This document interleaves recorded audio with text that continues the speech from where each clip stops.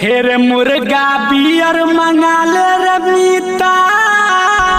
मंगाले चल पिकनिक माने बनाया साल के हेरे मुर्गा बियर मंगाले रे मीता हमरा पे चल पिकनिक माने बनाया साल के अलग गाना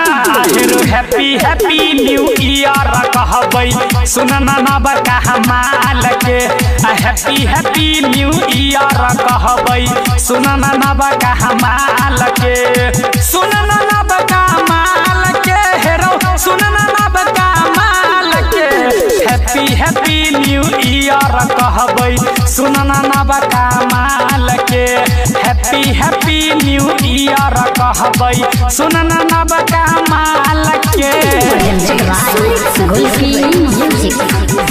डिब्बा में के यार हमार 6 लाख में एक बोला हैप्पी न्यू ईयर। बोला बोला बोला तेरे पहले तो मैसेज हम लव यू से करबै रे लव यू से करबै बाद में जानू के कल हम करबै रे कल हम करबै पूछ लेबै हाल चाल के रे पूछ लेबै हाल चाल के हैप्पी हैप्पी न्यू ईयर कहबै सुनना ना बका माल के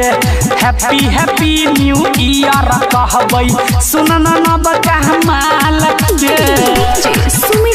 जने पिते दारू छै ओकरा लगी यार जने पिते दारू छै ओकरा लगी यार सब दोस्त मिलता के हैप्पी न्यू ईयर हाँ कमलेश राइटर देने छै पार्टी छोरा देने छै पार्टी मालिक से मिल जते चढ़ के अपाची रो लगे अपाची श्याम करतै धमाल रे सिंगर घनश्याम करतै धमाल रे हैप्पी हैप्पी न्यू ईयर कहबै सुनना ना बका माल के हैप्पी हैप्पी न्यू ईयर कहबै सुनना ना बका माल के। रूपम रिकॉर्डिंग स्टूडियो जीवा चौक मधुबनी।